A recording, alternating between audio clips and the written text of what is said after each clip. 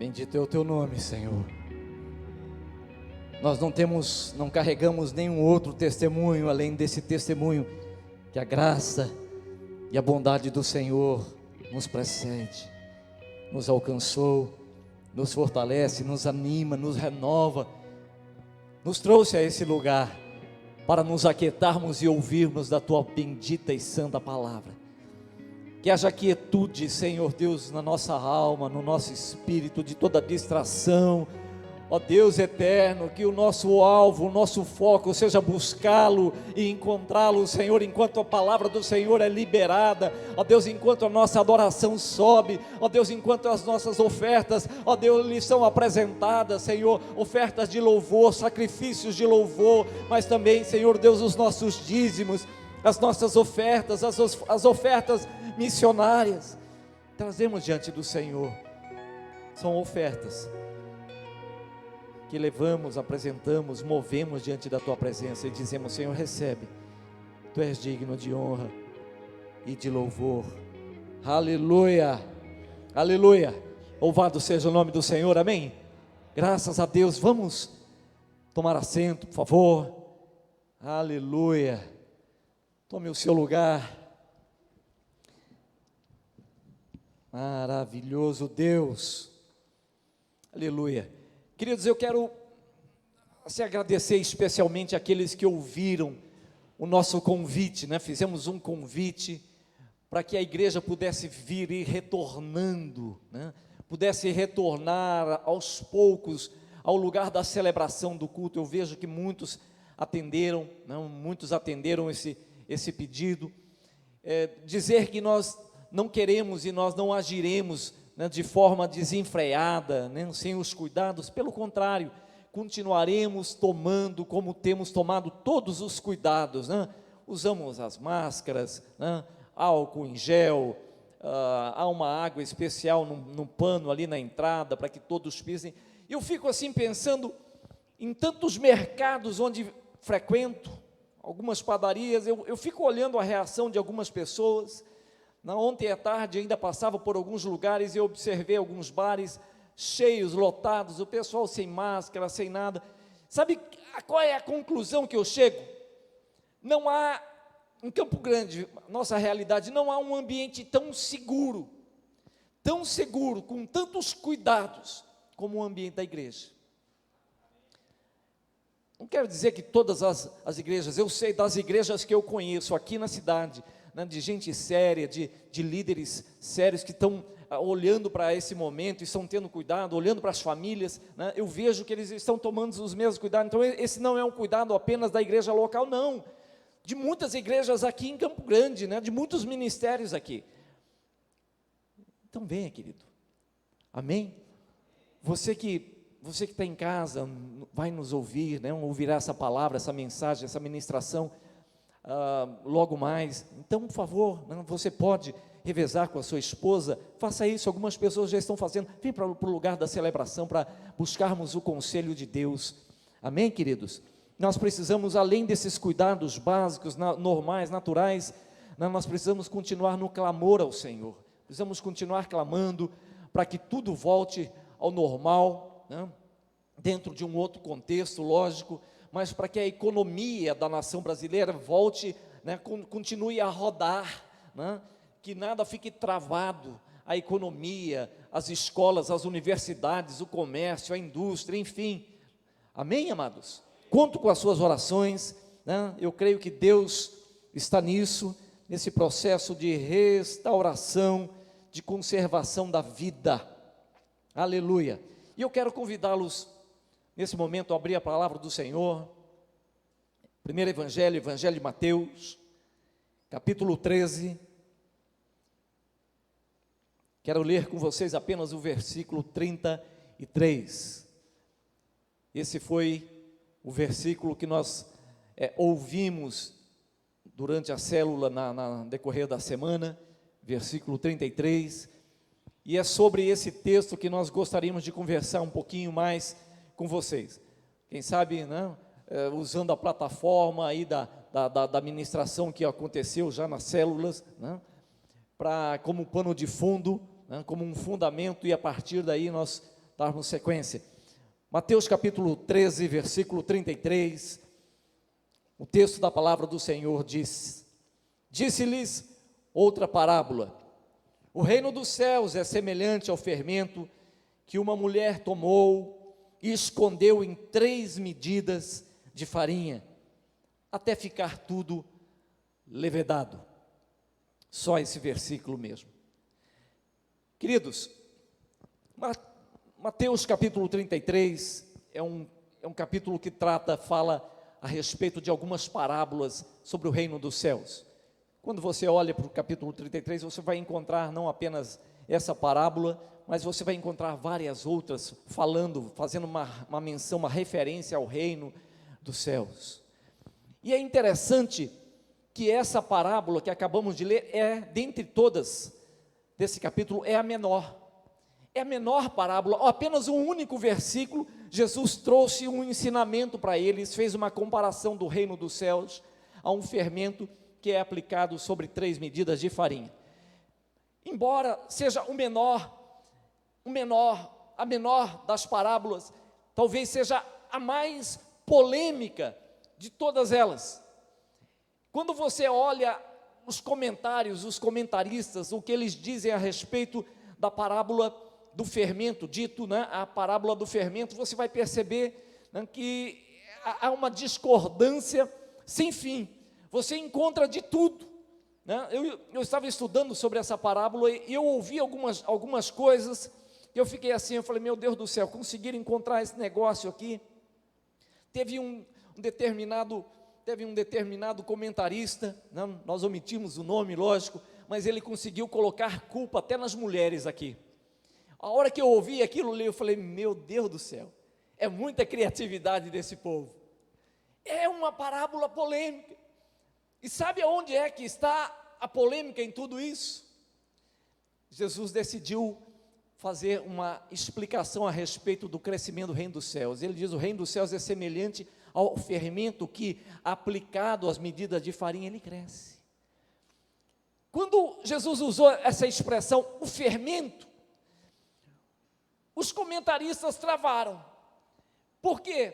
Porque embora Jesus tenha dito o reino dos céus é semelhante ao fermento que é aplicado a 3 medidas de farinha, que uma mulher tomou e aplicou sobre 3 medidas de farinha, os comentaristas dizem, olha, o fermento é um símbolo do mal, é uma referência às coisas malignas.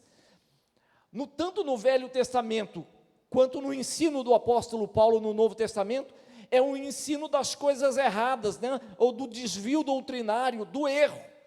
Então, na verdade, o que Jesus está dizendo aqui, embora ele esteja comparando, ele está dizendo que, segundo os comentaristas, que o reino, né, tendo sido afetado por erros doutrinários, pela malignidade, ele então inflamou, ele inchou e ele cresceu. Lá no Velho Testamento, o símbolo do fermento é de maldade. Do ensino de Paulo, a mesma coisa. Então, o que Jesus quis dizer, na verdade, é a malignidade aplicada no reino dos céus, gera um crescimento, infla, né? Inflaciona, traz esse crescimento exponencial do reino. Nós não podemos concordar com isso. Não é possível termos uma interpretação tão elástica, estranha, distorcida como essa. Não podemos concordar.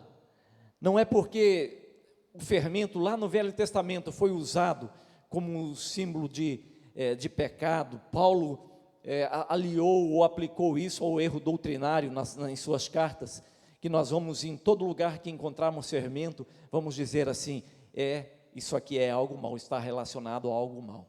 Se assim fosse, queridos, se assim fosse, nós teríamos que correr do dinheiro, olhar o dinheiro ou toda a menção ao dinheiro e falar assim, isso aqui é do diabo, isso aqui é maligno, eu não quero nada com isso. Sabe por quê?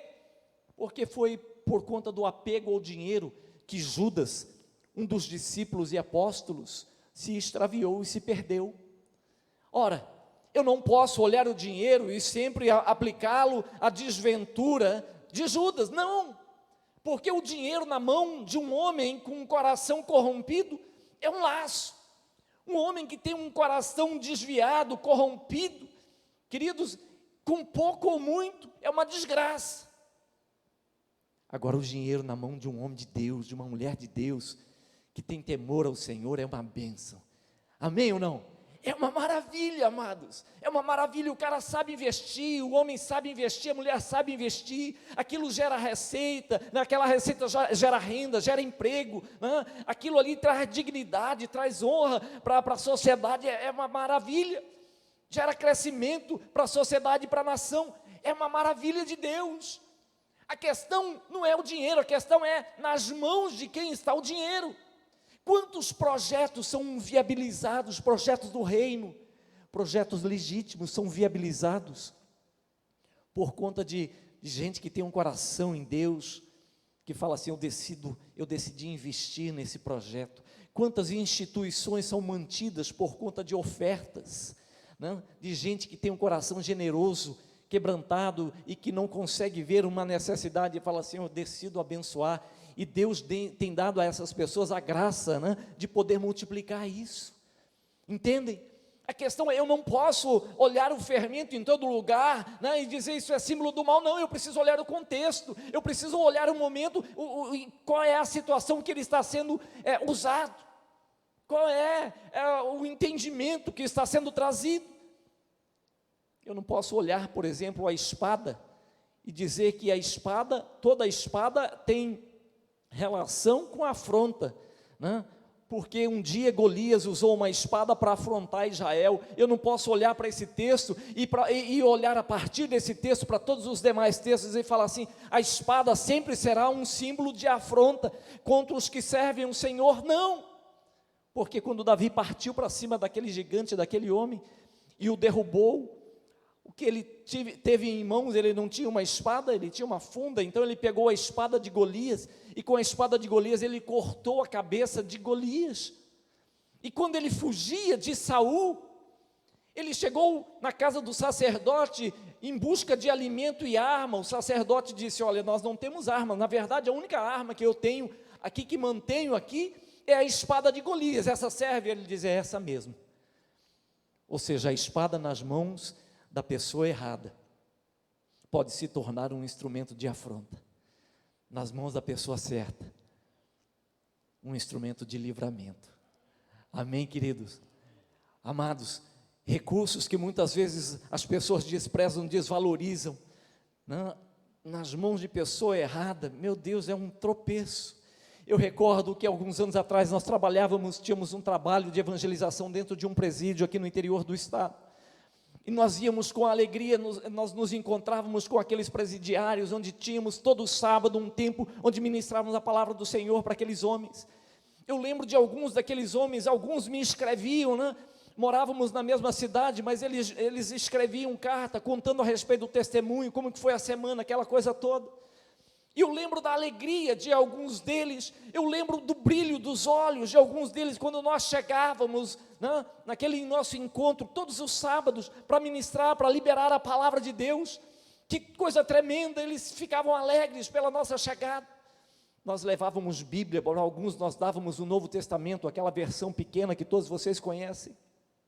Alguns faziam bem uso daquilo ali, eles comiam aquelas palavras, eles comiam aquilo ali.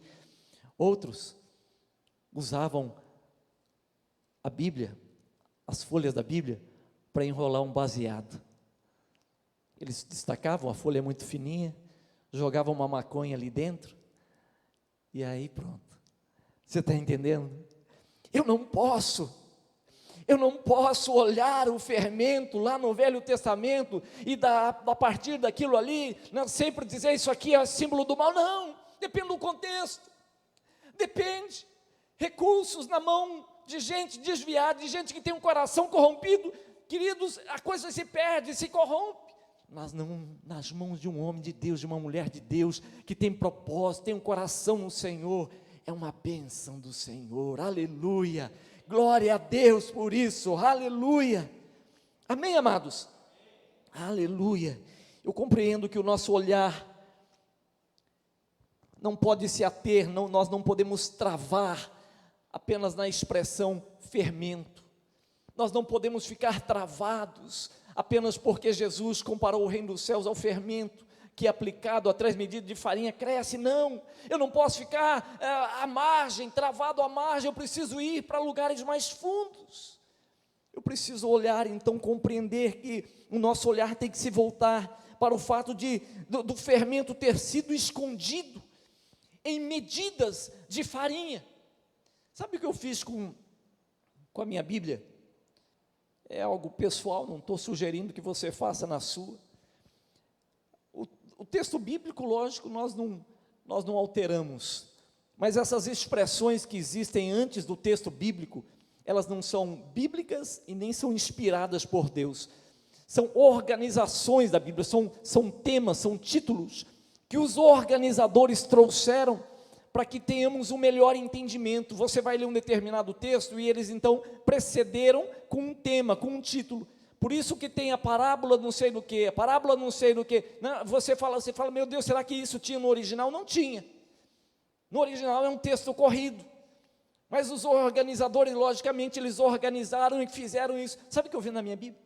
Eu tratei de riscar onde está escrito aqui a parábola do fermento, que escandaliza e gera tanta polêmica entre os comentaristas bíblicos. Eu tratei de riscar. Eu não conheço mais, a partir de então, não conheço mais como a parábola do fermento, eu conheço como a parábola das 3 medidas de farinha. Esse texto, quando eu olho esse texto, não é a parábola do fermento, é a parábola das 3 medidas de farinha. Sabe por quê? Porque o nosso olhar precisa se voltar exatamente para o fato de que Jesus compara o reino a uma mulher que tomou um pouco de fermento, ela distribuiu, ela colocou, ela guardou esse fermento nessas 3 medidas de farinha. Agora, queridos, acompanhe a revelação daquilo que Jesus quer liberar, Ele liberou para as nossas vidas. Alguém conhece algum pé de farinha? Pastor, eu conheço, eu tenho em casa. Tem alguém assim com essa? Não? Ninguém? Que bom, que bom. Graças a Deus, porque de vez em quando eu fico até com medo quando eu faço pergunta, porque às vezes eu faço pergunta, alguém levanta a mão, eu tenho, né? Eu vejo aqui o Arão, lembro que recentemente eu fiz uma menção do conga, eu falei, qual é o pai que gostaria de guardar um conga, né, da sua época, para entregar para o filho no dia da formatura? Está lá o Davi, né? Eu falei, guria, baixa essa mão. A gente nunca espera. Não temos, queridos, não temos um pé de farinha, não existe esse negócio. Nós conhecemos, na verdade, o grão de trigo. Você e eu, nós conhecemos o grão de trigo, e é através do grão de trigo trabalhado, debulhado, processado, é que vem a farinha, daí vem a farinha. E o grão de trigo, ele é interessante, né? Estava olhando sobre esse processo do grão de trigo, né? O trigo, esse alimento que nós temos em mãos, ele vem guardado, encapsulado, né, dentro de uma semente. Ela é protegida por uma casca.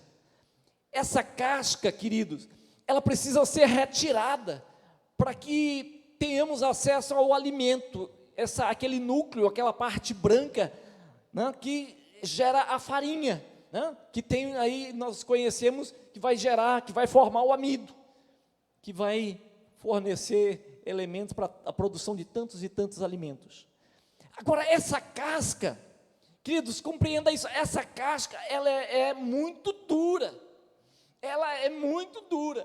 Nesse processo até chegarmos ao produto final, que é a farinha de trigo, a casca, ela tem que ser amolecida, porque ela é muito dura, ela tem que ser quebrada, ela tem que ser processada, e esse processo às vezes ela é umedecida e leva até 24 horas sendo amolecida, para que ela possa soltar, para que ela possa se separar, né? A casca do seu núcleo, da parte principal, aquela parte branca do grão do trigo, essa parte que vai formar alimento. Essa casca, dura, endurecida, que ela é separada no processamento, ela serve geralmente, via de regra, para ração para animais. Via de regra, ele é utilizado para ração de animais. E a outra parte, né, essa parte branca, que vira farinha, né, essa sim, vai para a nossa mesa, vira alimento para você e para mim, para todos nós. Compreendem isso? Compreendem isso tranquilo? Hã? Nos tornamos expert em processamento aqui de grão de trigo a partir de agora? Tudo bem? Maravilha, né? Estou vendo aqui o sorriso de algumas pessoas dizendo sim, né? Posso sair daqui e montar a minha indústria. Que maravilha. Queridos, qual a revelação de Jesus para nós então? Qual é a revelação de Jesus nesse texto, nessa parábola, né, das 3 medidas de farinha? Qual é a revelação de Jesus? Jesus está comparando o reino dos céus a uma mulher que tomou do fermento e aplicou sobre as 3 medidas de farinha. Perceba qual é a revelação de Jesus. Jesus não está dizendo que essa mulher tomou do fermento e aplicou sobre o grão de trigo. Ela aplicou sobre as medidas de farinha. Há um processo. Jesus está falando para pessoas que conheciam esse processo de moagem, não tão industrializado como é nos nossos dias, como tem sido nos nossos dias, mas através da fabricação caseira, dos meios que eles tinham em mãos, Eles conheciam, eles sabiam que para que eles obtivessem farinha de trigo, eles precisavam separar a casca, né, da farinha, daquele núcleo. E então, quando Jesus diz, essa mulher aplicou o fermento sobre a farinha, aquela coisa toda está muito clara na mente deles. Qual é a revelação, qual é o entendimento, amados? É que as maravilhas do reino de Deus, a multiplicação do reino de Deus, as bênçãos do reino do Senhor, só afetam as medidas de farinha e não a casca. O que Jesus está dizendo é que para sermos afetados, você e eu afetarmos pelos valores, pelos princípios do reino de Deus, precisa haver uma separação daquilo que é casca e daquilo que é verdadeiro. Quantos já pegaram a revelação aí? Quando Jesus esteve conversando com uma mulher samaritana, aquela mulher, ela de alguma forma, ela tentou conversar com Jesus e falando a respeito das cascas, das coisas mais superficiais, mais marginais, né, Senhor, né, aonde é que devemos adorar de fato? Uns dizem que é em Jerusalém, outros falam que é neste monte. Isso é o que, queridos? Qual era a preocupação daquela mulher? Casca, superficialidade. Qual é a grande preocupação, via de regra, né, dos pontos, dos conflitos teológicos das igrejas nos nossos dias? Casca, das coisas assim superficiais. Conseguimos discutir, né, nos dividimos, criamos igrejas, criamos denominações, temos diferenças uns dos outros, não conseguimos convergir para o mesmo lugar do quebrantamento, da adoração. Por quê? Porque nós ficamos ali nos lugares marginais, conversando, discutindo, debatendo sobre casca, enquanto que Jesus está dizendo, não é sobre casca, na verdade eu vim para retirar a casca de vocês, para tocá-los na integridade de vocês, na essência de vocês. O que muda é quando o reino consegue tocar a essência de vocês, aquilo que é superficial, que vocês lidam, isso é casca. E Jesus disse para a mulher,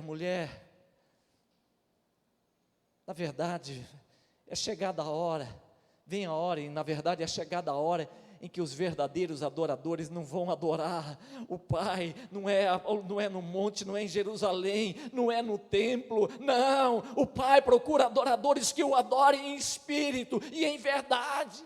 O que Jesus estava dizendo para aquela mulher? Eu não vim aqui para valorizar, massagear a casca de ninguém, eu vim aqui para retirar essas cascas que impedem de vocês serem afetados, abençoados, fortalecidos. A grande luta muitas vezes que nós temos no ministério, que um pastor, que um líder de célula tem no ministério, durante toda a sua história, durante toda a sua vida, queridos, É esse embate de poder, de tentar tirar a casca das pessoas que com ele convive. Às vezes nós tentamos tirar algumas cascas, às vezes nós nos relacionamos por anos com as cascas, e a gente fica pensando, meu Deus do céu, por que o Evangelho vem e não toca, não transforma?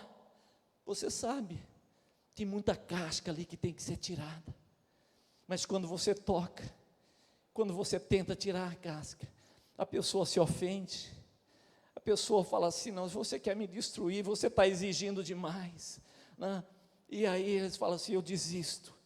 Desiste por quê? Porque por muito tempo, a casca serviu com um propósito. Qual o propósito? Ela serviu para guardar, e ela guardou o principal.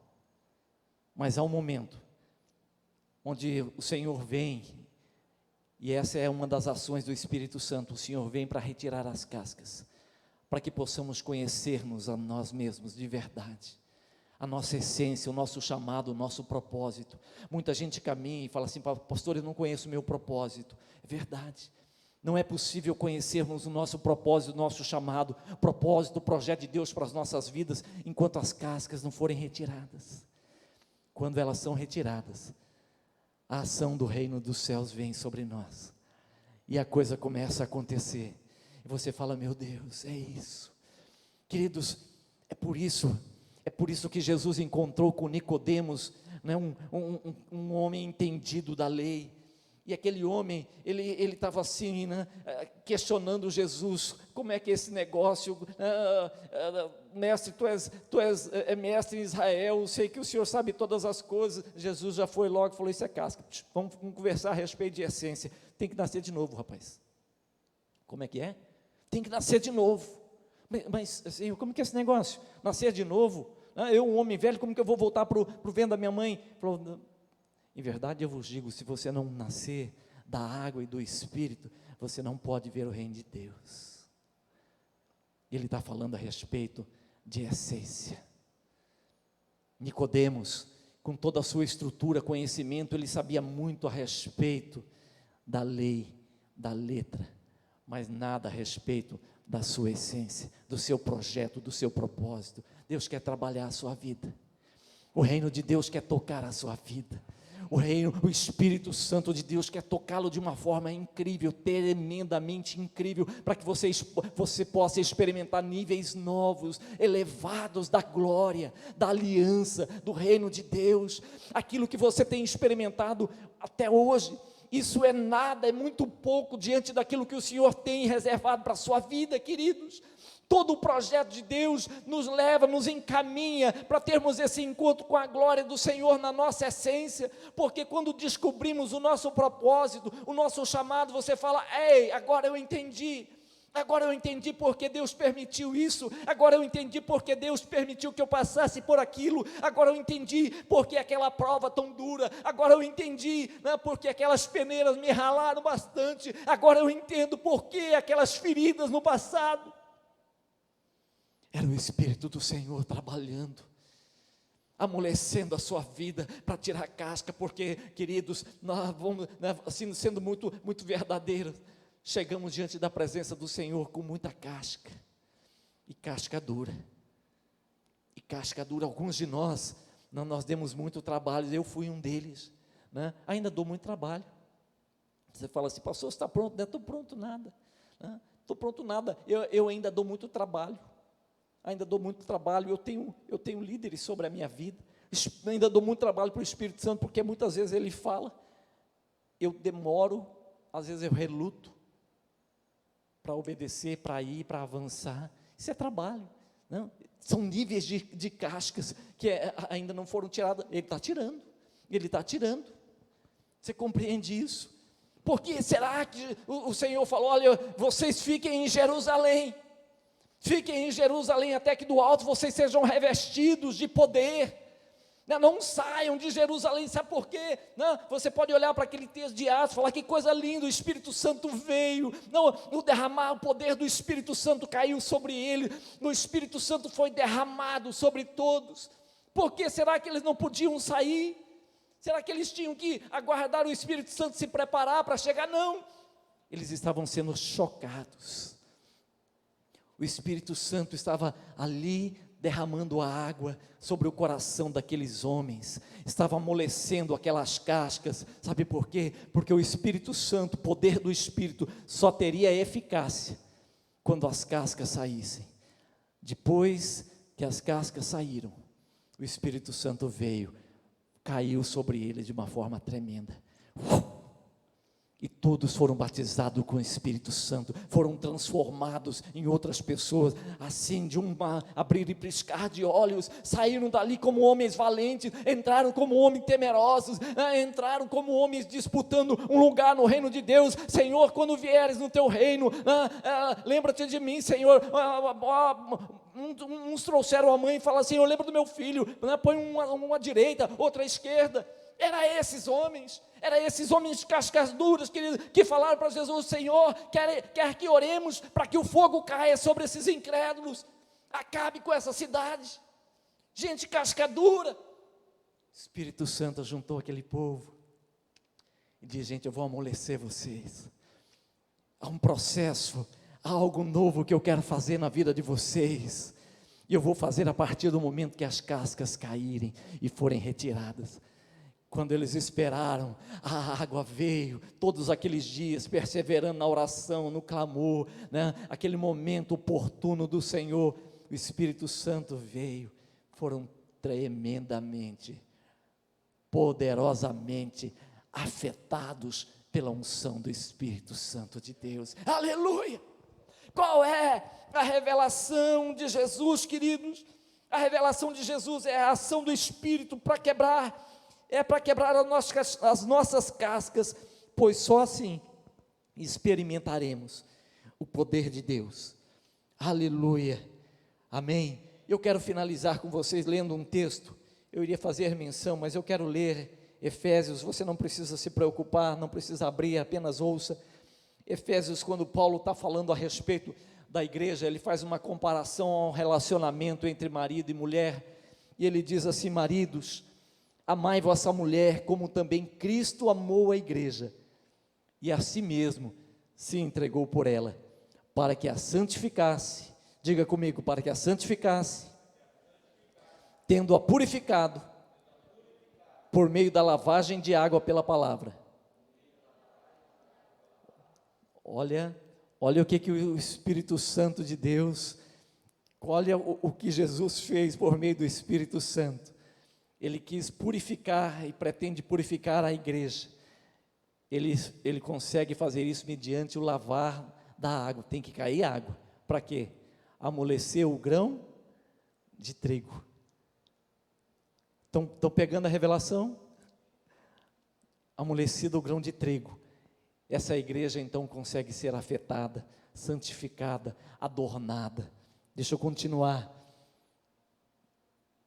Tendo-a purificado por meio da lavagem de água pela palavra, para a apresentar a si mesmo, igreja gloriosa, sem mácula. Opa, olha que coisa linda, ele está falando a respeito da ação do Espírito Santo, para que adorne a noiva, a igreja, para apresentá-la ao noivo, ao cordeiro. Então, ele quer santificar essa noiva, por meio da lavagem da palavra, e ele então tem que retirar as cascas dessa noiva. Como?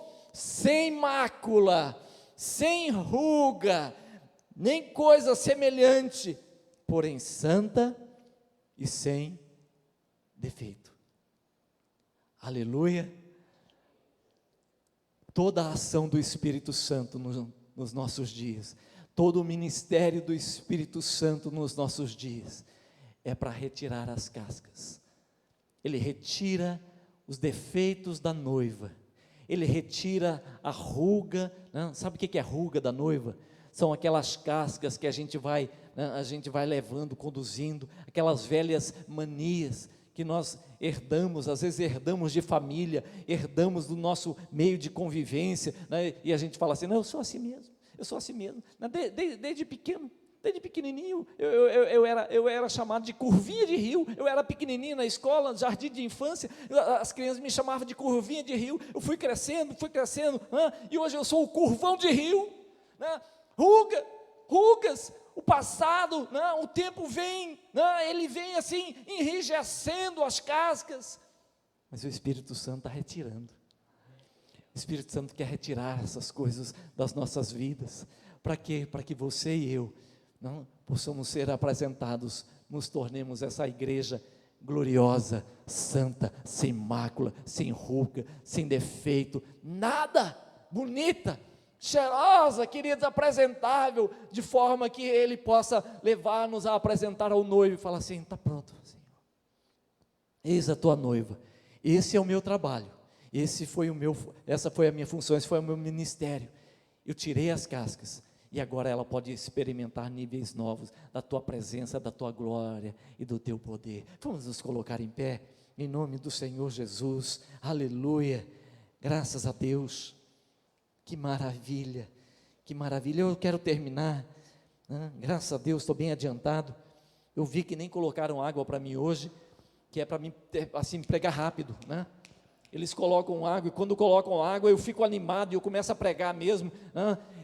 Quando não colocam água eu entendo o recado, pastor, prega pouquinho, né? Porque queremos uma palavra rápida, afinal de contas está quente demais, aleluia, amém, amados?